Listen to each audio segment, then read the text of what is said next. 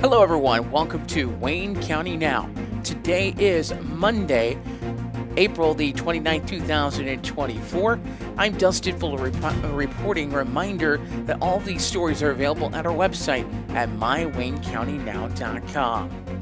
Wayne County Now is continuing to investigate into a situation with an area gas station and a few area gas stations, actually. Since we released our initial story on the Sisney Phillips 66, we have heard from our audience and a few other former employees of the gas station and can say there is more to the situation than just the Sisney location. Researching into the topic, RSM Management operates the location in Sisney, but is part of a group of stations that were investigated and raided by the Illinois Attorney General's office for underreporting of taxes. On September 20th of last year, Illinois Attorney General Kwame Raoul reported that 3 gas station owners who own a group of stations throughout central and downstate Illinois were charged with more than $4 million in tax fraud as they allegedly underreported $50 million in sales between 2019 and 2022.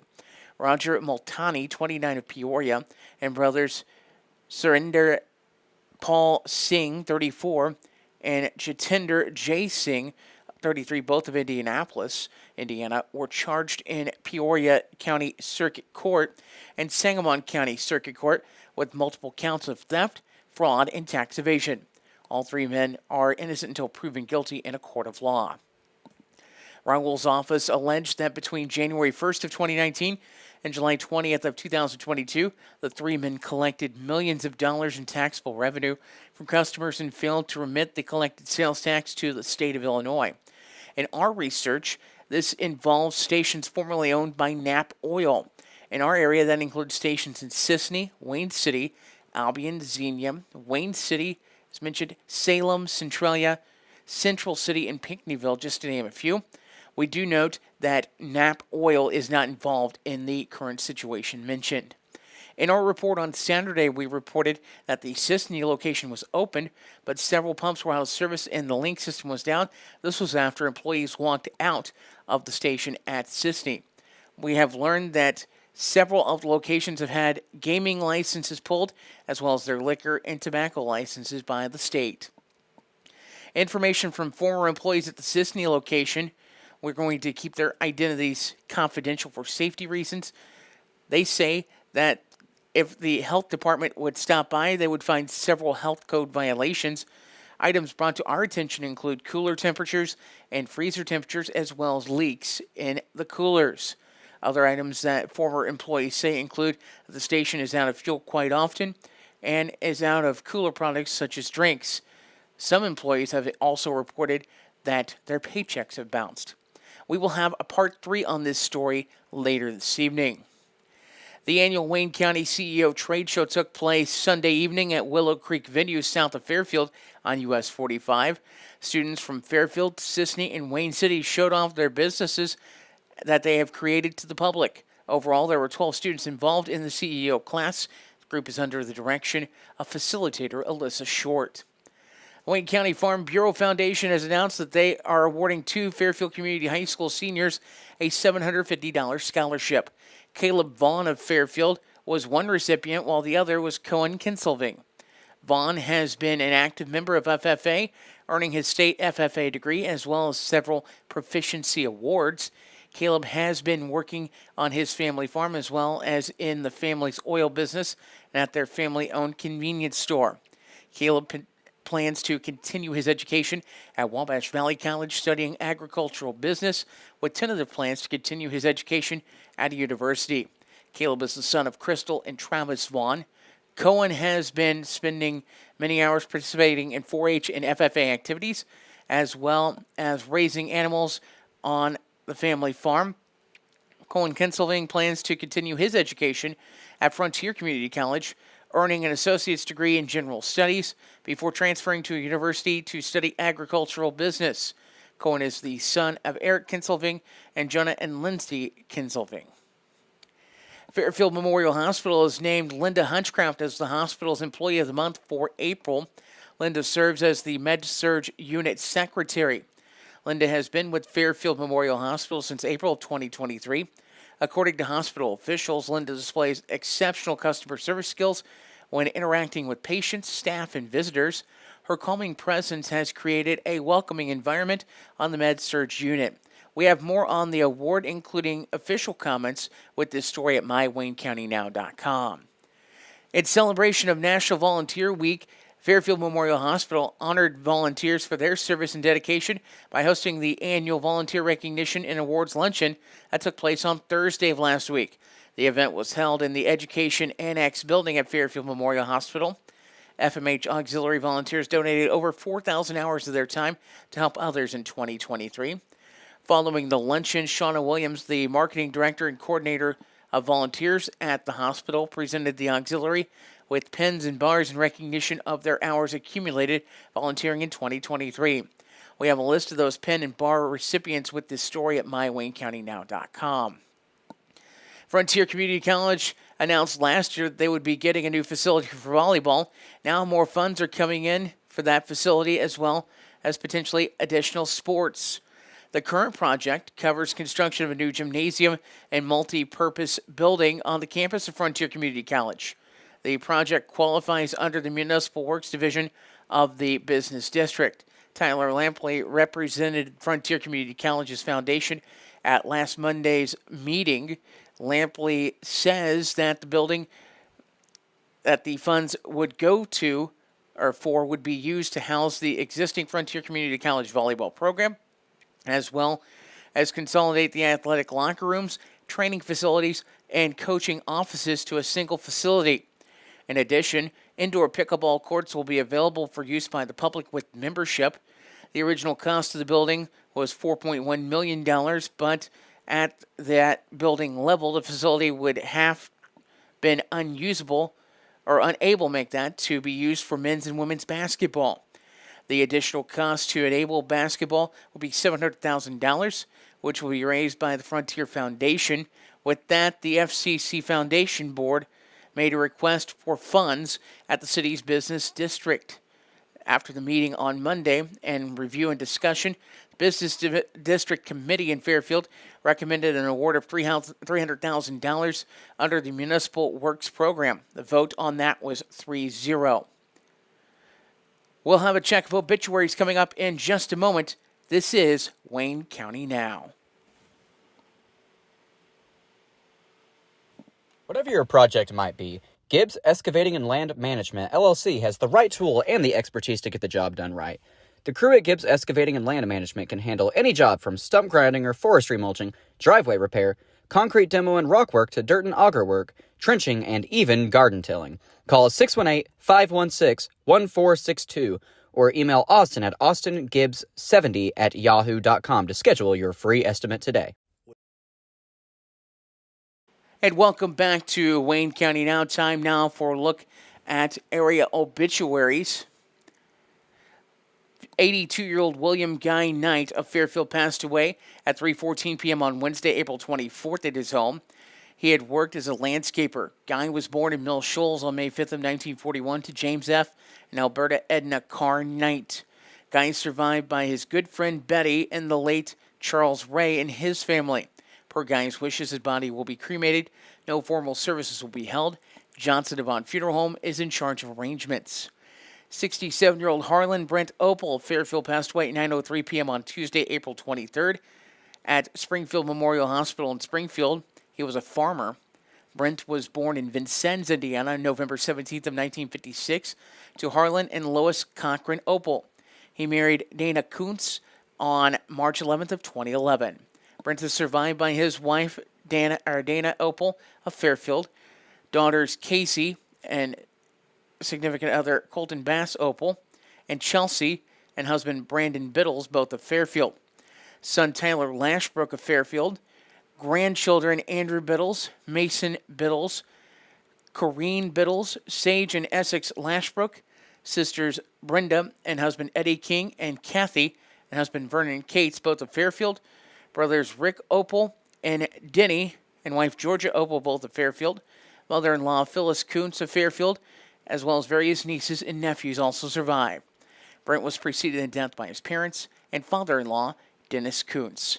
A graveside service will be held at 2 p.m. tomorrow at Cumberland Chapel Cemetery.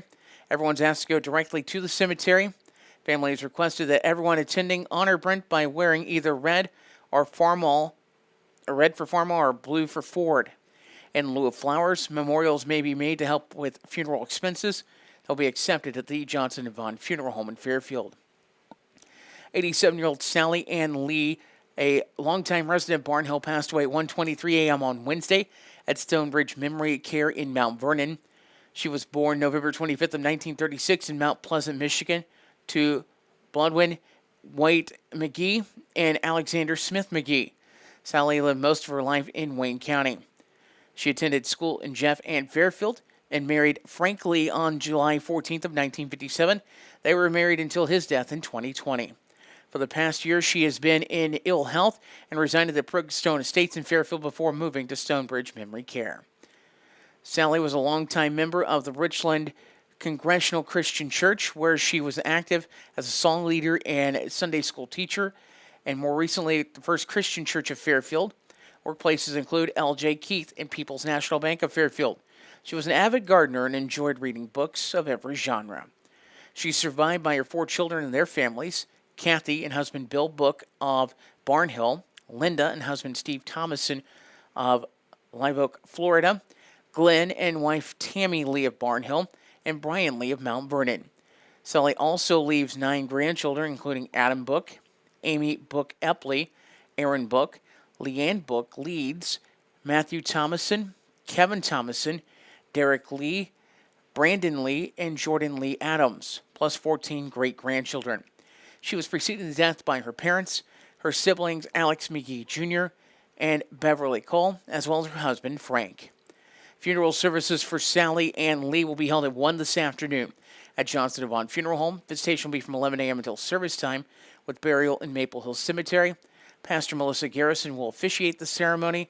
Memorials may be made in honor to Stonebridge Memory Care of Mount Vernon and will be accepted at the funeral home.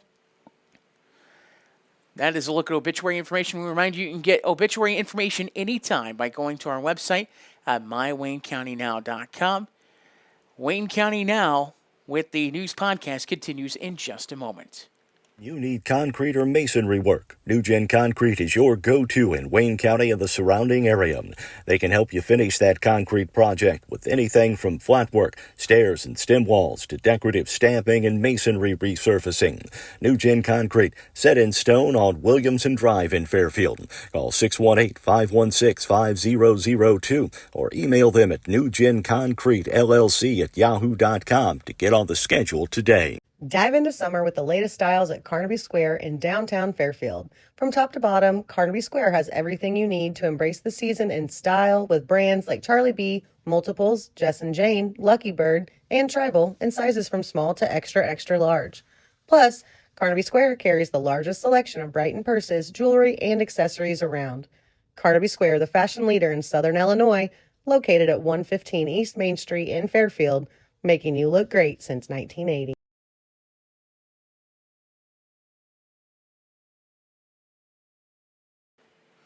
And welcome back. Time now for a look at the community calendar. A reminder, you can send community calendar events to us on our website at mywaynecountynow.com. Go to the community calendar tab. You can fill out the form and submit it, or you can email it to news@mywaynecountynow.com. Looking at the calendar, Tuesday, Wayne County Senior Center will be holding bingo from 10 a.m. until 11 a.m. at their location on West Main. That is at the Senior Center in Fairfield. As mentioned, if you have a community calendar note you want to pass along, email news@mywaynecountynow.com or go to mywaynecountynow.com. Go to the community calendar submission form on the page and submit that way. We'll have a look at sports coming up in just a moment, but before we do sports, time now for today's History in a Mystery on My Wayne County Now and the Wayne County Now Morning Podcast. Is local history a bit of a mystery? I'm Dave Land. Today's topic, the Barn Hill Tornado in 1892. The tornado that dropped down and carved a swath across Barn Hill in 1892 was particularly destructive. The town was nearly wiped off the face of the earth. Barn Hill in 1892 was larger than it is today. There was a general store, a grocer, a blacksmith, a small train depot, a church, and a cluster of homes. The home sites came complete with backyard gardens, chicken flocks, and a few cows. The tornado that dropped down April 1892 scattered fencing, unroofed buildings, and reduced many structures to piles of splintered lumber. A deluge of rain followed the winds. Over 20 households, essentially the entire village, were damaged. Homes left standing were soaked by the heavy rains, basically destroying the contents of the home. Many homes were shifted from their foundations. The town's businesses were as shattered as its homes. The Baptist church was demolished. Miles Oakley's house and stables were nearly destroyed, and his large horse was picked up and carried some distance and then let down unharmed. An orchard was stripped of all its leaves and blossoms, leaving it ruined. A long stretch of debris covered the town from one end to the other. Only Mrs. Kate Harry was seriously injured when her house exploded from the force of the tornado. She suffered a broken arm and bruises, and Barnhill recovered to enjoy some quiet prosperity for a few years. The church was rebuilt, and the Barnhill store reopened for business. But these days, there is no grocer, no gas station, and fewer homes. What the residents rebuilt after the storm of 1892 could not withstand the slow, persistent whirlwind of progress as growth shifted to larger towns.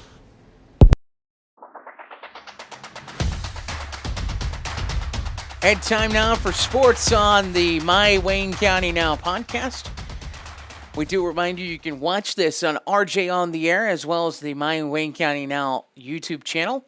And you can get this wherever you get your podcasts. Let's take a look on the sports side. Frontier Baseball split with Swick on Sunday. First game went the way of Southwestern Illinois College 10-3. Swick scored single runs in the first and third before the Bobcats responded with a pair of runs in the bottom of the third. One of those runs came in on a wild pitch, the other on a Steele Jackson RBI single.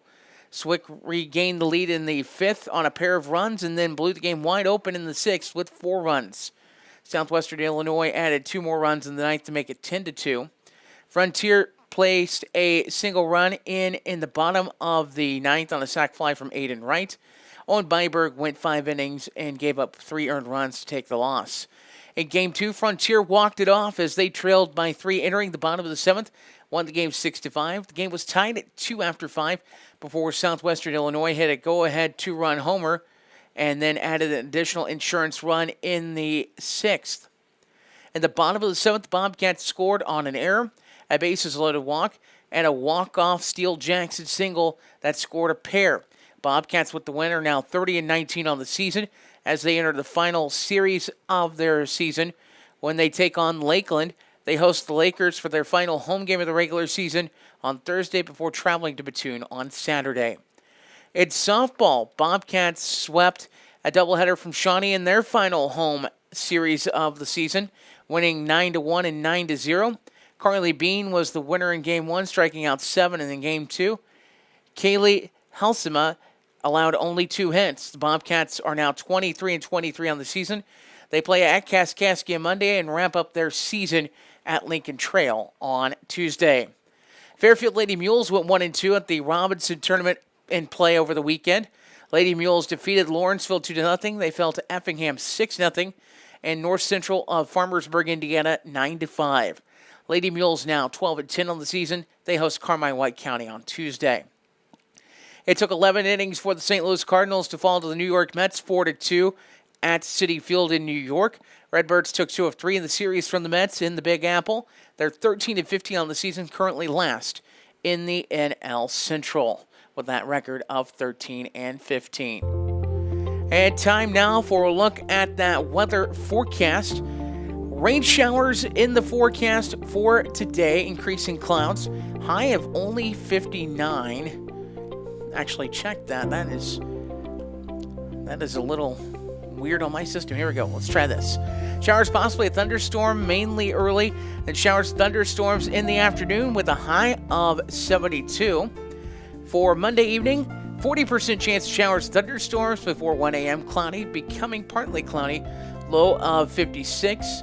Sunshine Tuesday, high of 78, and looking at Wednesday, mostly sunny, warmer, high of 84. Now, looking at the thunderstorm outlook, not really much to talk about, maybe at the most a marginal risk of severe weather for Monday. Taking a look now at area lunch menus, as I will tell you these I actually get off of my phone, so let me pull those up as we have several menus available to us. Let's start off Fairfield Memorial Hospital, the daily specialty breakfast item at the hospital today. That is potato pancakes for $1.50. Lunch at the hospital. Today's options are chicken broccoli casserole or boneless ribs. Okay, that's the dinner menu. Let me go to the lunch menu. Here we go. It is barbecue pork sandwich or Salisbury steak, your entree options. Side options are mashed potatoes and gravy, green beans, au gratin potatoes or vegetable blend. Smoked Gouda bisque is your soup of the day. Ham and cheese wrap, your sandwich of the day. Frosted lemon cake, your dessert. As mentioned, chicken broccoli casserole or boneless ribs are your dinner options. Fried potatoes or cooked cabbage, your side options. And fruit salad is your dessert this evening at Fairfield Memorial Hospital. At the city schools in Fairfield, time now to take a look at the lunch menus. Today's lunch and breakfast menus at the Fairfield Public Schools look like this. Your breakfast at Northside School, it is the option for breakfast of pancake and sausage on a stick, muffin with string cheese or cereal and toast with assorted fruit, juice, and milk. For lunch, the option is cheeseburger or grilled cheese sandwich. Side options include Aztec corn, assorted fresh vegetables, and fruit. That is at the elementary schools in Fairfield. At Jasper Grade School, time now to look at the menu at Jasper Grade School. And for your menu today at Jasper, your menu, it looks yummy as well, as the menu for Jasper does read that your breakfast options, as it just went away from my phone, technology when it works great, right? First episode. It's the practice episode, as everyone says. Breakfast is a donut, cheese sticks, cereal, and toast. Your options with fruit and juice. For lunch at Jasper, your option, hot dog on a bun, french fries, baked beans, and peaches. That is the menu at Jasper. On to the high school menu at Fairfield Community High School. The menu today at FCHS looks like this. For breakfast, it's Pop-Tart or cereal, served with yogurt, juice, and milk. For lunch, at the hospital, at the high school, they do not have lunch on the menu at this time. So all we can give you is breakfast at FCHS. I'm sorry to report that. For Wayne City schools, your breakfast today at Wayne City, your option is waffles with fruit and juice. And for lunch, chicken patty or a pizza snack pack with green beans and fruit. If you have a menu, you can email them to us, news@mywaynecountynow.com. We'll work on getting those menus on with this as well. As that has been the Wayne County Now News Podcast for the morning of Monday, April 29, 2024. Later this evening, we'll have another podcast around 6 o'clock dropping on the RJ on the Air YouTube channel, as well as Wayne County Now's YouTube channel, and wherever you get your podcast. Until then, I'm Justin Fuller saying thank you for joining us and so long.